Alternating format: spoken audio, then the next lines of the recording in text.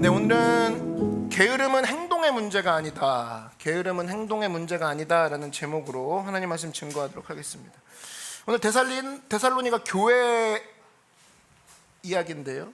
데살로니가 교회 안에는 게으른 사람이 많았던 것 같습니다. 오늘 11절 한번 다시 보시면, 우리가 들은즉 너희 가운데 게으르게 행하여 도무지 일하지 아니하고 일을 만들기만 하는 자들이 있다 하니, 하여튼 일을, 여기서 말하는 일은 그 워크가 아니라 하여튼 사건만 계속 일만 터뜨리고 게으르게 행해서 아무 도움이 안 되는. 그래서 사도 바울이 데살로니가 교회 안에 있는 게으른 사람들에 대해서 권면하는 본문입니다. 여러분, 기독교는요, 삶의 문제를, 그것도 구체적인 삶의 문제를 다루는 종교가 바로 기독교입니다. 구원의 도리 있죠. 구원의 도리뿐 아니라 삶의 문제도 신학적으로 접근을 합니다. 그 무슨 얘기냐면은, 영혼의 구원뿐 아니라 너는 삶의 구원도 필요해. 한번 예수 믿고 천국 가서 그때 보자가 아니라 그 사이에 어떻게 알차게 지내는지, 난 거기에 굉장히 관심이 많아. 예수님의 목적이 바로 그거라는 거예요. 그래서 삶의 문제를 구체적으로 다루고 삶의 정확한 방향을 제시합니다. 오늘 게으름의 문제인데, 이거 되게 마치 삶의 지엽적인 문제 같지 않아요? 그냥 나 혼자 해결할 수 있을 것 같고, 조금 더 열심히 하면, 아니면 이거 정도는 알아서 할 수 있을 것 같고, 성인이니까. 그리고 굉장히 개인적인 문제 같아 보이는데, 성경은 이 문제를 다루고 있다는 겁니다. 너 혼자 게으름 문제를 해결할 수 있을 것 같으면 성경이 다루지 않고, 이 게으름 정도는 네가 알아서 할 것 같으면 성경은 이 문제를 이슈화하지 않죠. 근데 이거를 성경은 다루고 있더라는 거예요. 우리의 게으름 문제를. 여러분, 우리가 신앙생활이라고 합니다. 그죠? 신앙생활이에요. 생활은 산다라는 거죠. 살아야 되는데, 신앙을 가지고 살아야 되는데, 특별히 오늘 이 설교를 통해서 여러분들이 삶 속에 많은 문제를 놓고 말씀 가운데 진단을 받고, 또 말씀을 통해서 삶의 내용들이 건강해지는 그런 역사가 있기를 주의 이름으로 축원합니다. 오늘 게으름을 다룰 거예요. 게으름이 있는데, 여러분, 모든 게 마찬가지인데 뿌리가 있겠죠. 게으름의 뿌리는 뭐냐라고 했을 때, 게으름의 뿌리에는 악이 있다라는 겁니다. 악. 게으름의 뿌리에는 죄가 있다라는 거예요. 잘 보세요. 우리가 하나님이 있어요. 하나님이 계시는데 어떤 반감이 있습니다. 하나님이 있는데 반감이 있으면 일단 이 사람은 안 움직이게 돼 있어요. 반감 때문에. 그래서 게을러지는 겁니다. 어떤 내용이든지 간에. 그래서 사실 이거는 겉으로 보여지는 오늘 설교 제목처럼 행동이 아니라는 거예요. 겉으로 보여지는 건 그 전에, 한참 전에 내적으로는 마음속에 반감이 있기 때문에 움직이기 싫은 걸로 보여지는 게 자연스럽게 이어지는 거죠. 두 번 움직이고 한 번 움직이는 거예요. 왜? 반감 때문에. 이거를 잘 보여주는 비유가 뭐냐면은 달란트 비유입니다. 마태복음에 가보면은 한 달란트 받은 사람의 이제 표현 나오는데, 마태복음 25장 24절 보니까 한 달란트 받았던 자는 와서 이르되 주인이여 당신은 굳은 사람이라 심지 않는 데서 거두고 해치지 않는 데서 모으는 줄을 내가 알았으므로, 이렇게 되어 있습니다. 그래서 이 사람 마음 가운데 한 달란트를 자기가 받았는데 주인에 대한 반감부터 나오죠. 당신은 굳은 사람이라, 그거부터 얘기합니다. 한마디로 째째한 사람이라, 앞뒤가 꽉 막힌 사람이다, 자린고비다, 그걸 먼저 얘기를 합니다. 그리고 심지 않은 데서 거두고 해치지 않는 데서 거둔다는, 이게 무슨 얘기냐면, 당신은 불안당 같은 놈이요, 당신은 사람 등쳐먹는 사람입니다. 굉장히 악하게 자기 주인을 표현을 애둘러서 이렇게 얘기합니다. 당신은 굳은 사람이라. 그러니까 주인이 자기한테 한 달란트 줬는데 벌써 주인은 등쳐먹는 사람이요 라는 반감이 있으니까 얘는 벌써 그 다음부터 느리게 움직여지겠죠. 게을러질 수밖에 없다라는 겁니다. 결국은 일하지 않고 땅에 묻는 결과가 나오게 되죠. 마음속의 반감이 결국엔 그 사람을 게으르게 하더라는 거예요. 이 말씀이 보여준 내용이 뭐냐면, 결국 마음의 태도가 게으름의 뿌린 거지, 요즘 바빠서, 제가 요즘 힘들어서 게을러지는 게 절대 아니라는 거예요. 마음속의 반감은 그대로 내 행동을 느리게 만든다는 겁니다. 주인에 대해서 반감이 있으니까.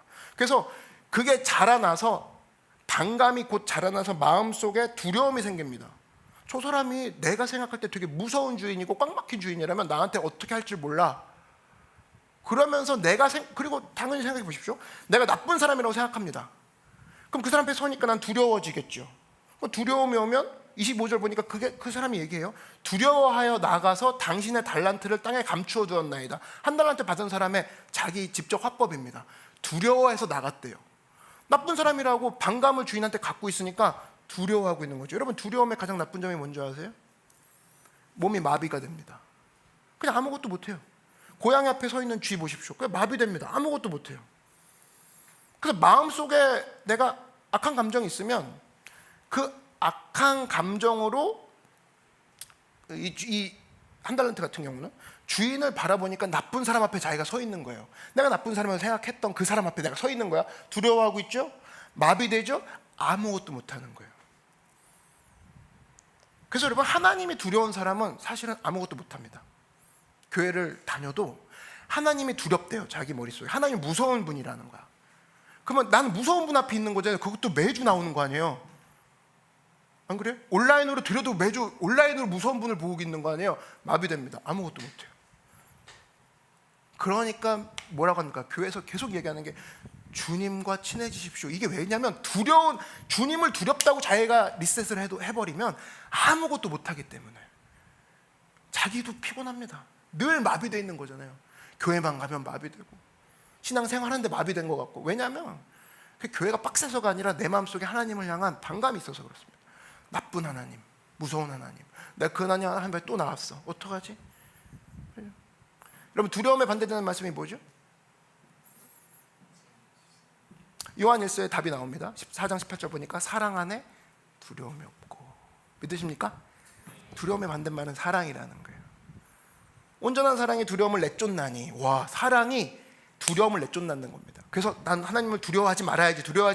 No. 됩니까? 안 돼요. 하나님을 사랑하는 쪽으로 무게를 실어야 어느새 내가 1년 전에 주님 두려웠는데 주님을 사랑하고 났더니 그분은 두려운 분이 아니라는 것이 그렇게 밀려나가는 형태인 거지, 오늘부터 두려워하지 말아야지는 사실은 인간의 접근이라는 겁니다. 될 수 없다라는 거예요. 그래서 뭐라고 됐냐? 두려워하는 자는 사랑 안에서 온전히 이루지 못하였느니라. 두려워하면 아무것도 못하느니라. 그 얘기를 줄여놓은 거예요. 요한일서가. 너 두려워하고 있으면 아무것도 못해. 그 얘기입니다. 반대로 그래서 여러분, 내 마음속에 반감이 있으면 이 사람 반감을 나에게 주는 사람이야. 그래서 두려움이 있고 아무것도 못하는 상황이라면, 반대로 반감이 아닌 사랑이 내 속에 충만하다? 그럼 사실은 우리는 저절로 움직이게 될 수밖에 없는 거죠. 사랑하면 저절로 움직입니다. 여러분, 장거리 연애하신 분들 한번 보십시오. 사랑하면 부산을 매일 가는 형제를 봤어요. 나는 매일 KTX 있기도 전에. 대단하지 않습니까? 그리고 거의 사랑하는 사람이라면은 LA에 사랑하는 사람이 있는데도 거의 한 달에 한 번을 그냥 비행기 값을 끊고 가더라고. 왜? 사랑하니까. 사랑하면 자발적으로 움직여지게 되들어가는 겁니다. 그러니까 사랑과 두려움은 엄청난 결과의 차이가 있어요. 사랑하면 부지런해집니다. 여러분 보세요. 연애하시는 분들 보면은 갑자기 예뻐지죠? 예뻐지려면 어떻게 합니까? 노력해야죠. 아침부터 화장하고 옷도 자기한테 맞는 거 고르고 몸매도 나름대로 자기가 개선할 점 있으면 관리할 겁니다. 그 평소에 하라고 했으면 돼요? 안 돼요? 안 돼요. 근데 사랑하는 사람한테 잘 보이려고 하니까 갑자기 예뻐지니까 주변에서 뭐라고 해요? 연애하지? 바로 나오죠. 부지런해지는 수밖에 없는 거예요. 그 뿌리는 뭐냐? 내가 요즘 엄청난 자기계발서 읽어서 그래. 아니야, 사랑해서 그런 거예요. 제가 알고 있는 그 후배 전도사가 있는데, 이 친구한테 얘기 들었는데 갑자기 자기가 이제 연애를 했는데 그게 들킨 이유가 뭐냐면은 갑자기 교회에서 어떤 자매가 굉장히 빨리 아침부터 새벽 기도를 나오더라는 거예요. 새벽 기도를 나오지 않는 자매였거든. 그 주변에서 제가 왜 나올까? 알고 보니까 전도사님이 섬기는 그 시간에 맞춰서 한 번이라도 얼굴 보려고. 그러니까 부지런해진다는 게 맞죠. 그렇게 해가지고 나중에 결혼을 했는데, 그렇게 해서 자기들은 들켰다라는 거예요. 보면 보십시오. 확실히 한 번도 그렇게 나와라 절대 안 나오다가 새벽 기도 때 자기가 좋아하는 교역자가 딱 쓰니까 그냥 뭐 아침부터 나와가지고 뭐 준비하고, 그게 다 사랑해주는 힘이라는 겁니다. 근데 오늘 한 달란트 이 받은 사람 행동을 보고 주인이 어떻게 평가하냐, 이 평가서를 보면은 마태복음 25장 26절 보니까 그 주인이 대답하여 이르되 악하고 게으른 종아, 나는 심지 않는 데서 거두고 해치지 않는 데서 모으는 줄로 네가 알았느냐? 그러면 네가 마땅히 내 돈을 추리하는 자들에게 내가 맡겼다가 다시 돌아와서 내 원금과 이자를 받게 하였을 것이다. 이런 얘기를 합니다. 그러니까 여기 보니까 한 달란트 받은 사람을 향해서 주인이 뭐라고 했냐면 악하고 게으른 종아, 이렇게 평가를 딱 내리죠. 게으른 종아, 이건 이해가 되죠. 악하고 게으른 종아 할 때 게으르는 이해가 됩니다. 근데 우리가 생각할 때 무슨 일을 악할 것까지는 없지 않습니까? 이런 느낌 있지 않습니까? 근데 여러분, 성경은요 악함과 게으름을 동의어로 본다라는 거예요. 악하고 게으른 종아, 악하고 게으름을 같은 줄에 둡니다. 그럼 태도의 뿌리를 보고 있는 거죠. 마음속에 악함에서 게으름이 나오는 거고, 게으르다는 사실 자체가 사실은 악의 본질이라는 거예요. 그게 성경에 보는 관점이라는 겁니다.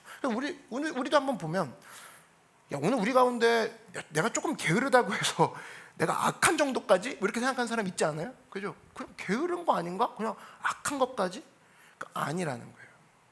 마음속의 동기를 보면 악함이 숨겨져 있고 그 안에 죄악이 숨겨져 있다. 성경은 그 안쪽을 보게 합니다.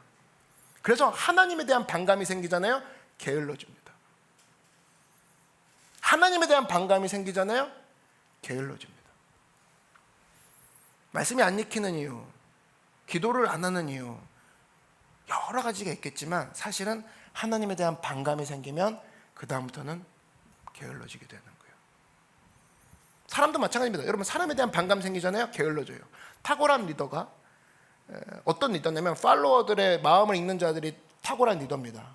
그러면서 팔로워들의 마음을 딱 읽어내죠. 그러면 팔로워들이 깜짝 놀랍니다. 어떻게 내 마음을 알았지? 근데 한번 생각해 보십시오.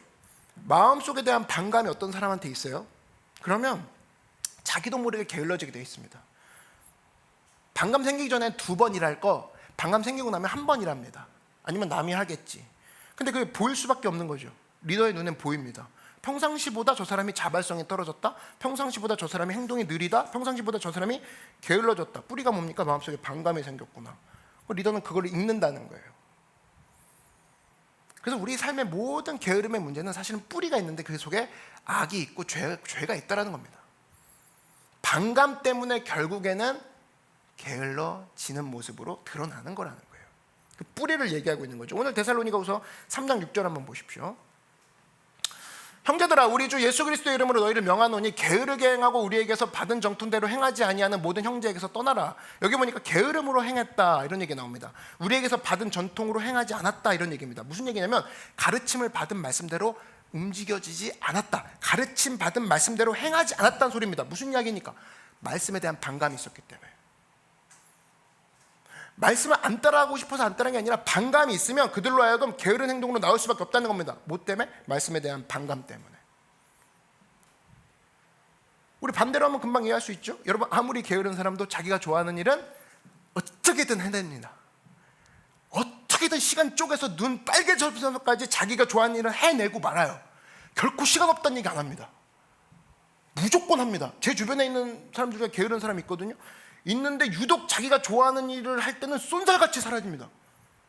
전자제품 좋아하는 제 친구가 하나 있는데 이 친구 사실은 게을러져요. 게으른 친구예요. 근데 전자제품 앞에서만은 엄청 빨라요. 얼리버드예요. 얼리버드.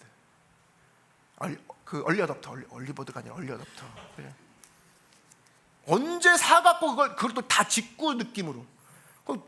그러니까 얼리어답터죠. 근데 연락도 늦고 딴 건 엄청 늦어. 근데 얼리어답터예요. 자기가 전자기기 엄청 좋아해요. 예를 들면 어떤 사람은 예를 들면 TV 되게 좋아해요. 이렇게 영상 되게 좋아합니다. 그래서 자기가 핸드폰이 고장났어요. 그러면 진짜 막 지방까지 내려가서 고칠 그 정도의 의지를 가지고 고쳐냅니다. 왜? 자기가 좋아하는 걸 봐야 되니까. 무조건이죠. 그래서 여러분, 좋아하는 거, 자기가 사랑하는 일은 무조건 뜹니다. 그럼 이해가 되죠. 그 원리라면. 내 삶에 있어서 내가 게으른 영역에서의 그 이유는 뭐냐면 반감입니다. 하기 싫어 정도가 아니라 그냥 내 속엔 반감이 있는 거예요. 하나님을 향한 반감이 결국에는 내 속에 게으름으로 드러나는 거예요. 말씀이나 기도 생활이나 뭐 교제나 뭐 어떤 봉사나 여러 가지 것들이 사실은 그 속에 뿌리가 있다라는 겁니다. 그래서 오늘 우리가 다룰 이 게으름을 향해 세 가지의 이슈를 잡을 건데요, 세 가지를 통해서 원인과 해결책을 같이 찾아보도록 하겠습니다. 그러므로 우리 마음속에 있는 게으름들을 타파하고 하나님 앞에 건강하게 삶의 문제를 바꿔나가는 여러분들에게 주의 이름으로 축원합니다. 첫 번째입니다. 권세인데, 권세. 주제어가 권세예요. 자, 일단은 세상의 논리를 좀 알아야 되는데, 여러분 세상이 돌아가는 그 이치, 세상의 논리가 뭔지 아십니까? 세상의 논리는 파워예요. 파워 게임. 우린 여러분 사랑조차도 파워 게임으로 할 때가 되게 많아요. 사랑이라는 그 단어에 파워 게임이라는 거를 대입을 합니다. 자기가 좌지우지할 수 있다고 생각을 해요. 그러니까 얼마나 불쌍한 거예요. 대상이 있는데 사랑을 못하고 파워 게임 하는 거예요, 그 사람이랑. 참 어리석은 인생이죠. 그러니까 뭐 이런 겁니다. 신혼부부가 있어요. 그럼 결혼하면 사랑해야 되잖아. 근데 신혼 초에 사랑 안 하고 파워 게임 하는 부부 되게 많습니다. 서로 막 얘기하죠. 나를 따르라. 그죠? 서로 막 얘기합니다. 네 고집을 꺾어놓고 말겠다.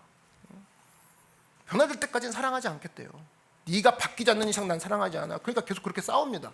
사랑할 대상이 있는데 파워 게임 하고 있는 거예요. 얼마나 불행해요. 그러니까 서로 간에 얘기를 들어보면 그겁니다. 너 사랑 안 해? 나도 사랑 안 해. 너 네가 사랑하는데 내가 왜 너 사랑해? 그 논리죠. 너 나 필요 없어? 나도 너 필요 없어. 파워 게임이 그겁니다. 그게 파워 게임이에요. 그렇게 살아가는 사람의 특징이 뭐냐면 힘이 어떻게 그들에게 보이냐면, 그렇게 살아가는 사람의 특징인데 힘을 우상화시킵니다. 권세를 우상화시켜요. 그래서 그 사람의 모든 삶의 원리가 힘입니다. 힘을 누가 주고 있는가? 부부인데 힘을 누가 주고 있는가? 파워를 누가 갖고 있는가? 여기에 모든 게 있어요. 그래서 이런 삶의 특징은 자기가 힘이 있으면 남을 정죄하고 자기가 힘이 없으면 게을러집니다. 네가 사랑 안 하니까 나도 사랑 안 하니까. 네가 나 필요하지 않는데 내가 왜 너를 필요하게 움직여? 나도. 이 자체가 벌써 게을러지는 시작이라는 거예요. 그래서 잊지 마십시오. 사랑으로 움직여질 때만 사람은 행동할 수 있다라는 거예요. 파워 게임은요, 잡으면 남을 죽이게 되고 못 잡으면 내가 게으를 수밖에 없는 이유를 찾아 들어갑니다. 근데 사랑으로 움직이기 전에, 그럼 그때부터는 이 사람이 왕성하게 움직이는 권세가 있는 거죠. 여러분, 그래서 내가 갖고 있는 권세와 하나님의 권세를 늘 체크를 해봐야 됩니다. 내가 가진 권세와 내가 스스로 일궈낸 권세와 하나님이 주신 권세는 차이가 있어요. 분명한 차별이 있는데, 내가 가진 권세는 어떻게든 남을 깎아내려고 애를 씁니다. 내가 요번에 달았다 해. 진짜 내가 요번에 하나 달았다. 진짜 저번에 누구야? 깎아내려고 하는 거죠. 그래서 여러분에게 한번 힘을 하나님이 주실 때가 있어요. 힘을 한번 줘보면, 내가 힘이 생겼다 그러면 절대 다른 사람을 가만 놔두질 않습니다. 상대를 죽이고 넘어뜨리는 데 사용하는 게 사람이라는 거예요. 그게 사람의 권세의 특징이라는 거예요. 옛날에 그 300, 그죠?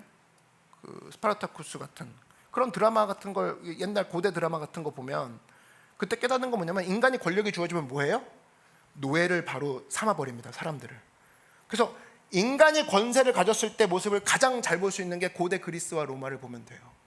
그 전에, 훨씬 전에 이야기도 마찬가지고, 펠로폰네소스 그때 전쟁부터 마찬가지고, 다 그때 소규모의 전쟁들이 뭐냐? 인간이 권세를 가지면 어떻게 되는지를 보여주는 거예요. 어떻게 상대를 파괴시키는가. 그래서 인간이 가진 모든 권력은 남을 죽이는 데 쓴다라는 거예요. 공통점이에요. 역사가 주는 공통점입니다. 인간이 갖고 있는 모든 권세는 남을 죽이는 데 쓴다. 근데 놀라운 건 자기가 상대방을 파괴하고 끝나는 게 아니라 제일 먼저 누가 파괴되는 거예요? 마지막까지 보면 자기도 파괴가 돼요. 그러니까 무서운 거예요. 인간의 권세는 다 무너지게 돼 있습니다. 남도 파괴했는데 결국에 그 파괴하고 있는 나도 나중엔 파괴가 되는 거예요. 반면에 하나님이 주신 권세의 특징이 뭔지 아십니까? 완전 반대인데, 다른 사람을 세워버리세요. 그게 하나님의 권세의 특징이에요. 다른 사람을 세우세요. 다른 사람을 풍성히 만드세요. 그리고 결국에 자기도 살아요. 완전 차이 나요. 하나님의 권세의 특징이 인간의 권세의 특징과 완전 달라요. 그래서 여러분, 내가 갖고 있는 힘이 건강한가 아닌가는 객관적으로 이거를 그 부장 자리 저한테 주시면 부장 자리는 싫어요, 뭐 이렇게 접근할 게 아닙니다. 저한테 승진을 하라고 하면, 아니 저한테 그 회사를 들어가라고 하면 기독교 회사가 아닌데, 그렇게 접근할 게 아니라 내가 갖고 있는 힘이 무슨 힘이 됐는지를 가만히 볼 수 있는 건 뭐냐면, 내가 상대를 넘어뜨리고 있다? 그럼 나는 그걸 인간의 권세로 바꿔서 쓰고 있는 거예요. 내가 상대를 세우고 있는 것에 내가 권세를 쓰고 있다? 그럼 난 그럼 하나님의 권세로 내가 그거를 바르게 사용하고 있는 거예요. 그래서 내가 갖고 있는 힘이 여러분 나의 힘인가 하나님의 힘인가를 가늠할 수 있는 그 리트머스 시험지는 요겁니다. 과연 내가 갖고 있는 지위, 승진, 계급, 내가 갖고 있는 권세, 여러분 갖고 있는 모든 파워들 있잖아요. 그거를 내가 남을 죽이는 데 쓰는 건가, 남을 살리는 데 쓰고 있는가, 요것만 체크하면 됩니다. 명확히 할 수 있죠. 그래서 하나님의 권세는 어떤 권세냐? 일하는 권세입니다. 섬기는 권세, 그리고 남을 풍성히 하는 권세, 세우는 권세, 헌신하는 권세, 생명을 낳는 권세. 여러분, 하나님이 주신 그런 하늘로부터의 권세를 가지고 부지런히 주님을 쫓는 여러분 되길 주의 이름으로 축원합니다. 자, 두 번째, 이 세상에 권세 얘기했는데 권세에서 나오는 걸 보자고요. 권세에서 나오는 게 뭐냐? 권세에서 나오는 또 다른 원리는 바로 원망입니다. 원망에서 게으름이 나와요. 오늘 11절 한번 보시면, 우리가 들은즉 너희 가운데 게으르게 행하여 도무지 일하지 아니하고 일을 만들기만 하는 자들이 있다 하니, 이렇게 되어 있습니다. 일을 만들기만 하는 자, 무슨 얘기냐면은 원문을 보면은 원망만 하는 자, 그 얘기입니다. 아무것도 못한다는 거예요. 일제가 35년 동안 우리나라를 침략했는데, 우리나라가 빼앗기는 그런 아픔도 있지만, 저는 항상 열받고, 생각할 때마다 열받고 가슴 아픈 게 뭐냐면, 국토만 빼앗긴 게 아니라 그때 뭐 했냐면은 일제가 우리 백성의 정신세계를 무너뜨리는데 엄청난 일조를 했던 게 그 시대예요. 정신세계를 침략했습니다. 정신세계를.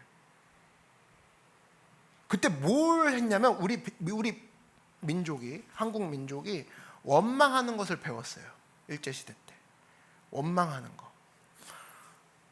그러니까 이런 겁니다. 걸핏하면 뭐라고 하냐면, 일본 때문에 안 된다, 일제가 지배하는 한 우리는 될 수 없다, 뭐 제국주의 때문에 안 된다.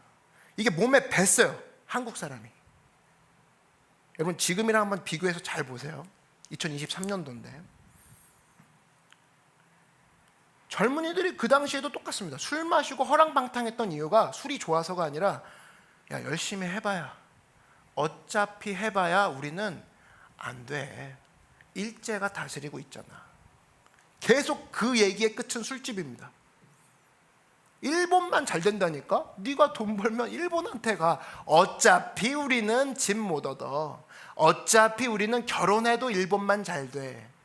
그러니까 일본 사람들이 요거를 가만두지 않고 이용해버립니다. 어떤 식으로? 곳곳에 유곽과 주점을 만들어버려요. 그래서 유명한 큰 술집, 지금 우리가 그 전국에 보면은 큰 술집들 있잖아요. 전부 다 일제시대 때 세워진 겁니다. 가서 원망하라고. 놀랍지 않습니까? 하여튼 그런 데는 머리가 잘 돌아가는데 정부에서 사주하는 거예요. 그래서 그때 나온 노래가 뭐 노새 젊어서 노새, 그건 이제 밝은 이제 락 발라드, 밝은 댄스풍이고, 뭐 이풍진 세상을 만났으니, 이런 건 이제 좀 발라드 느낌. 무슨 노래를 하든지 간에 허무함. 우린 안 돼, 돈 모아서 뭐 할 거야, 이걸로 일본 사람들 어떻게 이겨. 계속 그게. 그때 한 명이 나타나죠. 그게 바로 크리스찬 리더, 누구예요? 도산 안창호가 나타납니다. 뭐라고 하냐면, 언제까지 남 탓할 거냐는 거예요. 이거 일제시대 살고 있는 우리 청년들 언제까지 남 탓할 겁니까? 우리 잘못 아닙니까? 우리가 뭘 잘못했는데요?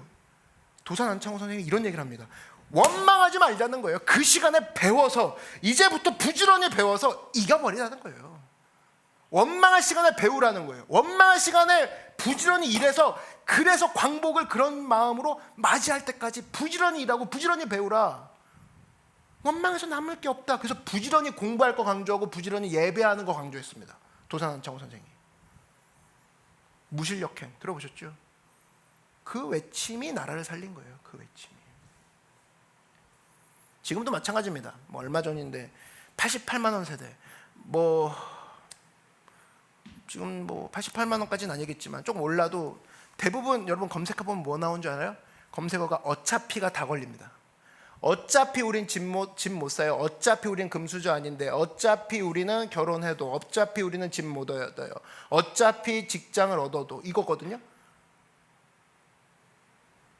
뭐 일면에 맞는 부분도 있죠. 그 단어가 틀리진 않죠. 그 논리가, 접근이. 근데 여러분 그 이면엔 뭡니까? 그게 사실은 사회에 대한 핑계예요? 그게 구조학 때문에 그런 겁니까? 언제까지 그럴 겁니까? 우리한테 물어보는 거예요. 도산 안창호 선생이 이 이야기를 보면서 계속 남 탓하면 결국 나는 뭐가 되냐는 거예요. 죽을 때까지 남 탓하고 살면 너는 도대체 뭐가 되니? 그러면서 여러분 우리가 할 수 있는 부분은 아예 없습니까? 88만 원 세대, 그 이후에 뭐 나아져봤자 그게 그거예요. 그러면 우리는 할 수 있는 게 아무것도 없나요? 개인이 그렇게 무력해요? 하나님께 사로잡힌, 하나님이 함께하는 개인은 그냥 아무것도 아닙니까? 한번 스스로에게 물어보십시오. 하나님이 나에게 부어주신다는 그 개인이 서 있으면 그냥 이런 사회에 가둬 있으면 아무것도 아니에요? 일어설 줄 알아야죠. 오늘도 안 되는 이유를 계속 찾아가면서 리서칭하면서 스크롤 내리면서 안 되는 이유 안 된대. 하나님이 함께 하시는 개인이라 그러면, 크리스천이라 그러면 세상과 다른 걸 외칠 줄 알아야죠. 똑같은 댓글을 달고 똑같은 생각을 하고 똑같은 기사를 보고 똑같은 생각을 한다. 그게 아니라는 겁니다. 그게 아니라는 거예요.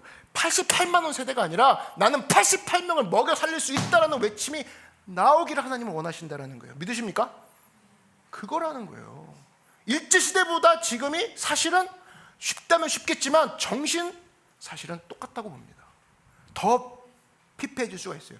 도산 안창호의 무실력행이 바로 그겁니다. 언제까지 원망할 건데? 원망하면 게을러질 수밖에 없다라는 걸 정확히 찝은 거죠. 그러면서 해방 이후에 또 다른 영적 스타가 나타납니다. 강원도에 가보면 가나안 농군학교가 있는데요. 가보신 분 계세요?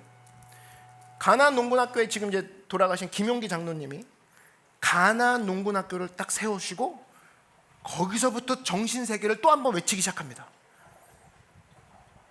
안 된다, 못 산다, 해봤자, 어차피 그러지 말고 열심히 나가서 말씀 붙들고 일하자. 굉장히 단순한 논리로 그 학교를 세웁니다. 근데 강원도 가면 이제 가나안 농군학교가 있는데 굉장히 신기한 풍경이 있어요. 가보면 길 좌우에 쫙 들어가는 길에 돌들이 있습니다. 돌들이 있는데 좀 이상해요. 느낌이. 왜 그러면 기독교 학교인데 들어가는 길에 왜 돌들이 세워져 있나? 좀 이상하지 않습니까? 왜 돌이 세워져 있지? 기독교 믿는 사람들 왜 이렇지? 특이한 게 뭐냐면 들어가다 보면 또 돌 위에 돌이 또 올라가 있어. 그러면 더 이상한 거예요. 돌이 돌을 이고 있는 모습. 근데 가서 설명을 딱 들어보면 어떤 설명을 해주시냐면 이렇게 얘기합니다. 우리는 예수 잘 믿고 열심히 일하는 것이 우리에게 주신 사명이라고 믿습니다. 그렇게 얘기를 하면서 돌들도 누워있는 꼴을 못 봐가지고 돌을 세워놓은 거래요. 그럼 그 위에 돌은 뭡니까? 물었더니 돌도 일을 해야죠. 그래서 세워놓은 것뿐 아니라 돌도 뭐라도 쥐고 있으라고 돌을 세워놓은 거래요. 굉장히 유머러스했지만 감동적이지 않습니까? 불이 확 붙지 않습니까? 돌들도 누워있지 않구나. 여러분 누워있습니까? 돌만도 못한 거예요.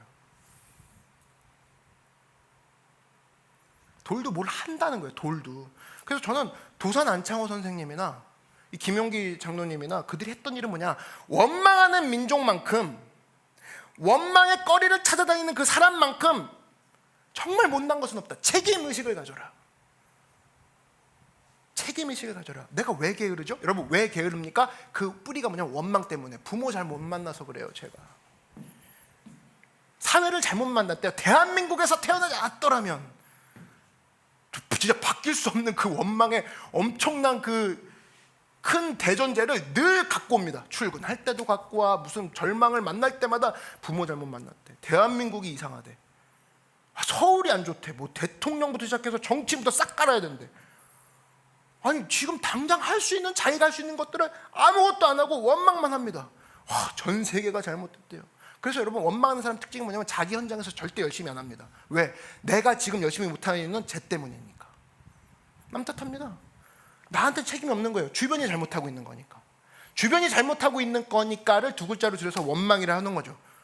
환경이 바뀔 때까지는 아무것도 안 하는 걸 발견하게 될 겁니다. 아무것도 안 해요. 제도가 바뀌기 전까지, 구조가 바뀌기 전까지, 길이 열릴 때까지. 말은 되게 곱상하게 하는데 길이 열릴 때까지 자기 원망하겠다 그 소리예요. 아무것도 안 하겠다. 그래서 여러분, 마귀가 우리를 쓰러뜨리는 건 간단합니다. 그냥 꿈에 나타나가지고 우리를 가위 눌리고 이렇게 마귀가 우리를 쓰러뜨리지 않아요. 악을 심어놔서 반감 생기게 합니다. 하나님께 반감 생기게 해서 신앙생활을 게으르게 만들어버립니다.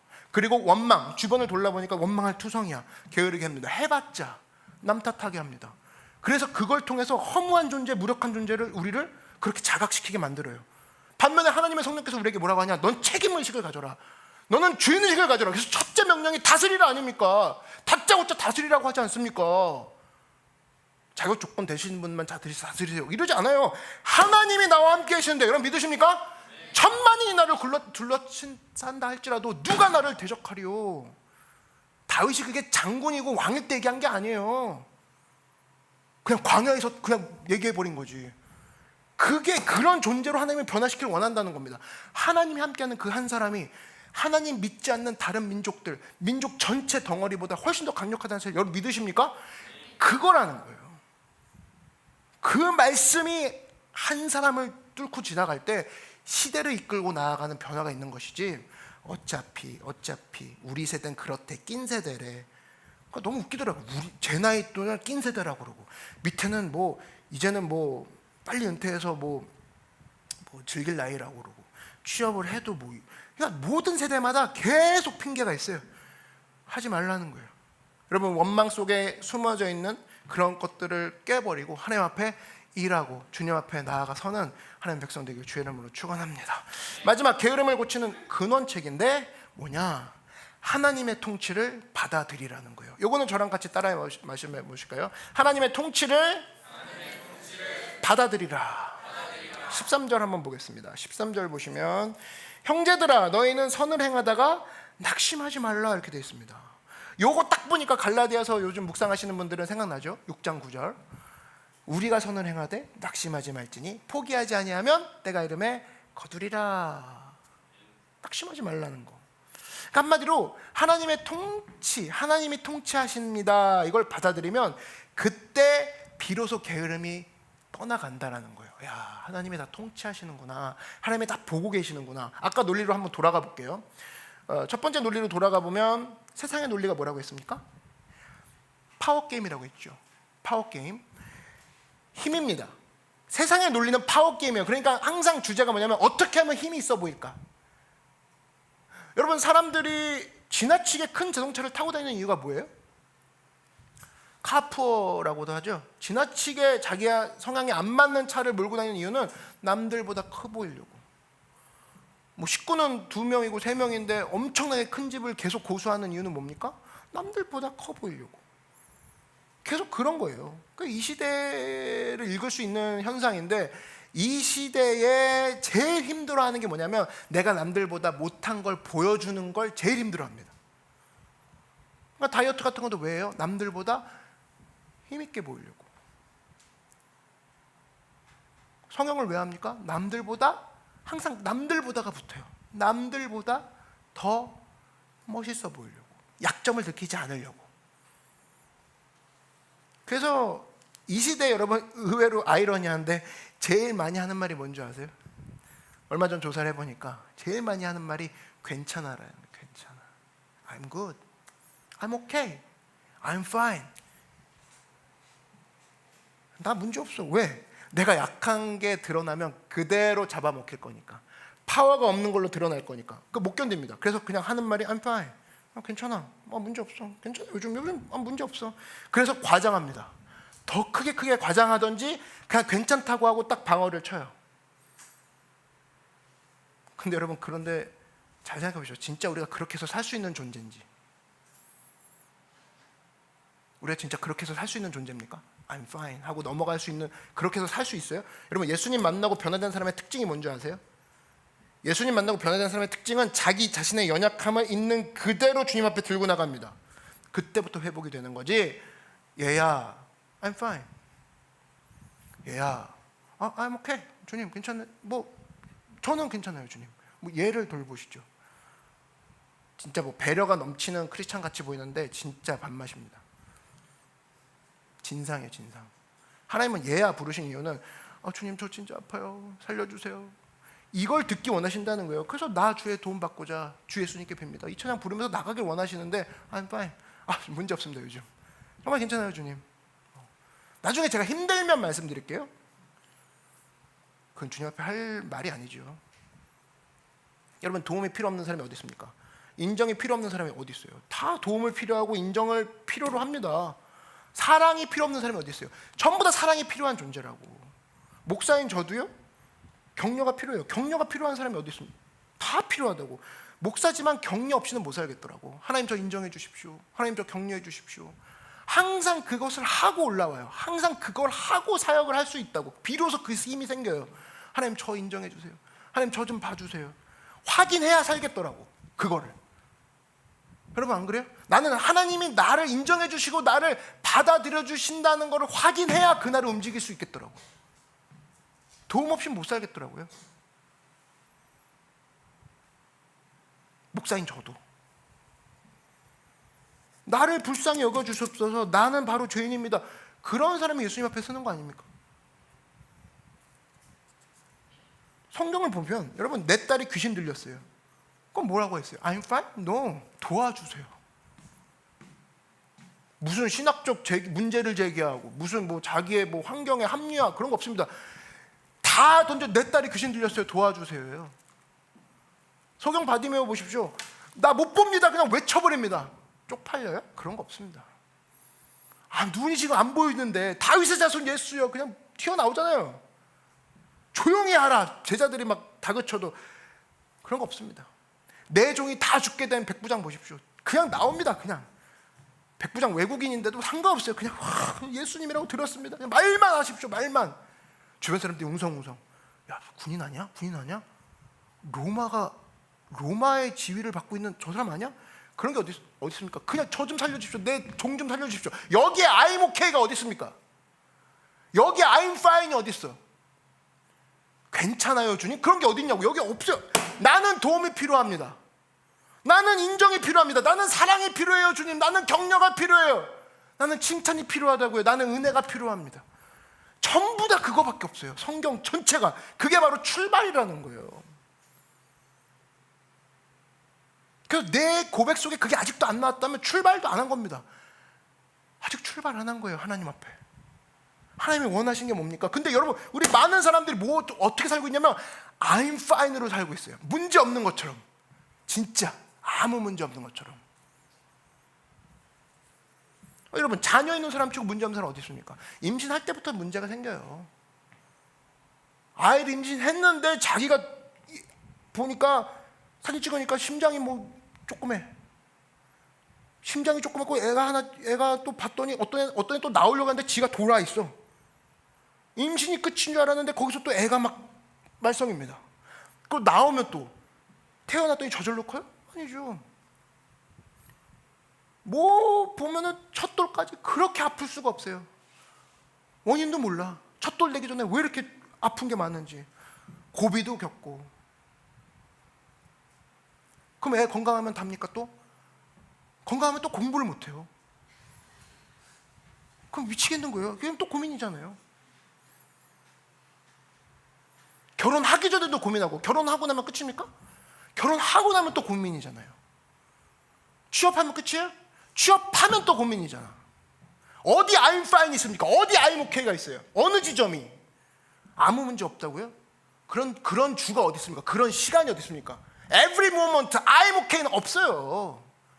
Every moment라고. 근데 우리가 마귀에게 속고 있는 게 뭐냐면 네 힘으로 해라. 괜찮다. 네 힘으로 그냥 뚫고 나가면 된다. 버텨라. 네 힘으로. 내 힘 가지고 풀겠다. 그게 바로 my power. 우상이란 뜻입니다. 우상은 절집 가고 점집 가는 게 아니에요. 내 힘으로 끝까지 해볼게. 그게 우상이라고. My power. Not by power라고 했잖아. But by spirit. 믿으십니까? 오직 성령으로 될 일을 내 힘으로 하겠대. 맡기지 못하는 모든 것들은 사실은 우상입니다. 내가 못 맡기고 있는 그 분야, 내가 못 맡기고 있는 그 상태가 바로 우상이라는 거예요. 우리 집은 기독교인데요. No. 맡기지 못하고 있다. 우상 섬기는 거예요. 맡겨야 일이 시작이 된다는 겁니다. 여러분 믿으십니까? 그래서 맡기지 못한 사람의 심리를 파악해보면 맡기지 못한 이유가 뭘까요? 여러분 뭘 맡기지 못해요? 이유는 딱 하나예요. 불안이에요. 그 뿌리는.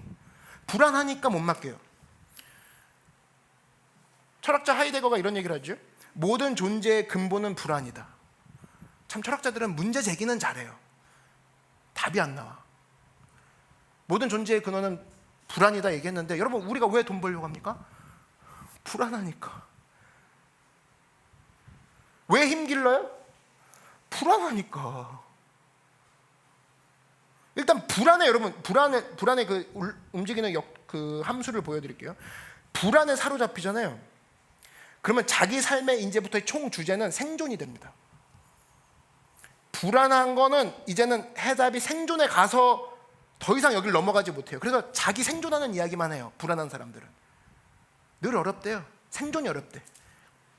물론 이야기 시작은 어려움으로 시작할 수 있죠. 그게 나쁘다는 게 아닌데 마음속에 불안한 상태에서 생존밖에 안 보이는 불안한 상황에서 어려움을 얘기하잖아요.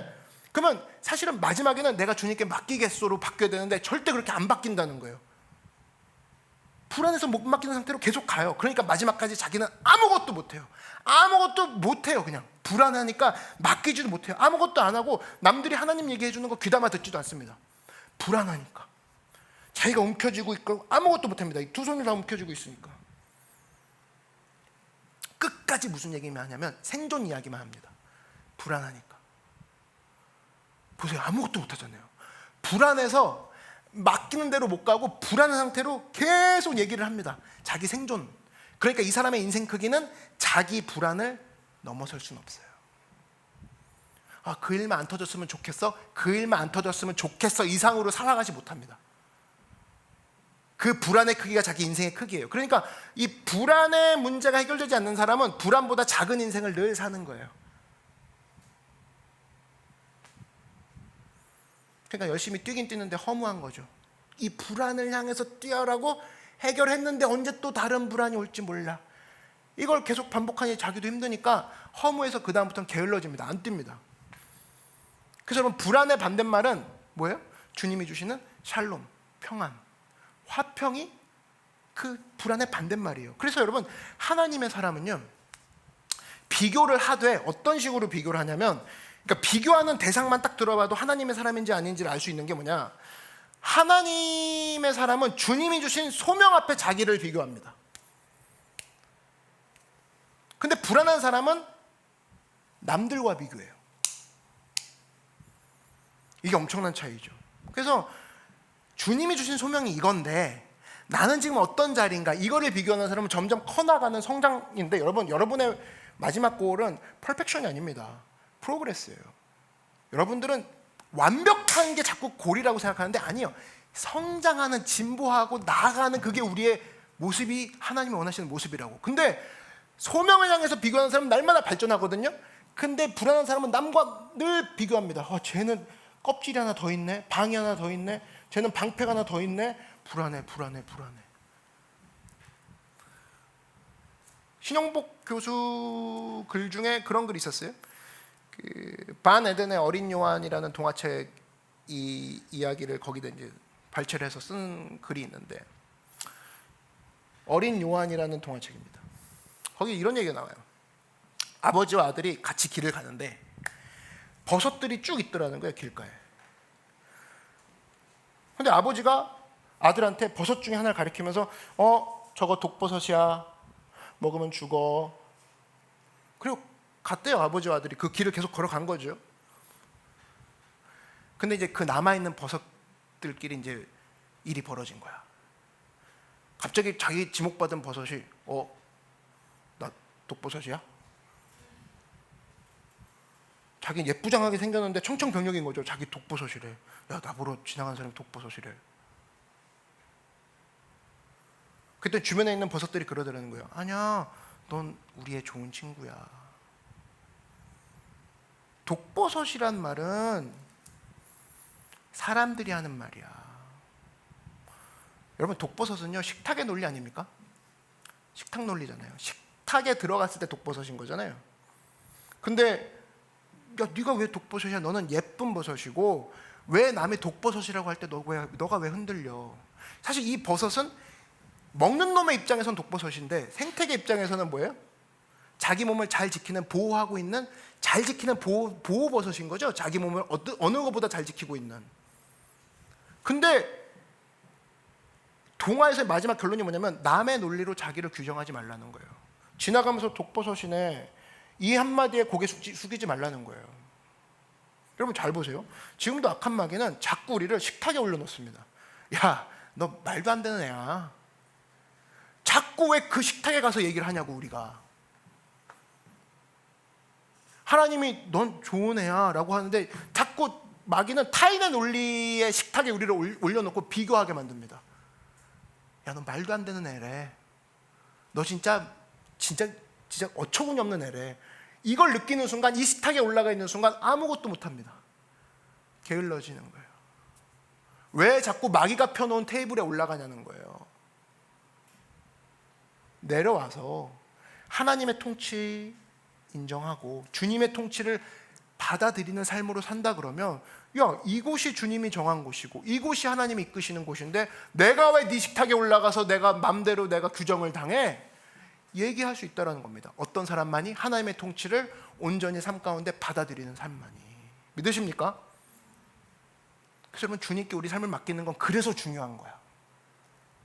아니라면 맨날 독버섯 식탁에 끌려 올라가요. 아, 독버섯 겨우 해방됐네. 와, 물버섯이래. 물버섯은 뭐야? 들어보지 못했어. 저도 몰라요. 지금 막 만들어서 썼어요. 불버섯이래. 그 친구들은 야, 너 되게 좋은 애야. 왜 남의 식탁에 가서 규정당해? 그 얘기를 계속 들으면서 시간 보내는 거 하지 말라는 거예요. 제일 강력한 인생이 뭐냐? 하나님의 통치를 인정하는 삶. 그대로 살라는 거예요. 근데 마귀는 우리로 하여금 어떻게 사냐? 결론 냈습니다. 악을 심어버려서 반감을 가지게 안 됩니다. 하나님은 쪼잔해. 말씀 한 장, 두 장 읽을 거 그냥 한 장만 읽을래. 무서운 분인 것 같아. 그렇게 해서 또 하나는 원망을 심어버려서 게을르게 만듭니다. 이놈의 나라, 이놈의 세계, 이놈의 끼인 세대, 이놈의 직장, 어쩔 수 없이 다닌다 내가. 남 탓. 그렇게 해서 게을러지는 거거든요. 하지 말라는 거예요. 하나님의 통치를 우리가 인정하고 하나님이 인도하시는 식탁에서 내가 이끌림을 받을 때 가장 복스러운, 그리고 하나님이 좋은 길로 인도하실 거야. 그렇게 가려는 겁니다. 속지 마시고 원망하지 마시고 자기 책임을 다하는 충성을 다해 하나님 앞에 반감이 아니라 주님 앞에 바른 충성으로 하나님 앞에 쓰임받는 여러분들에게 주의 이름으로 축원합니다. 자리에서 일어나겠습니다.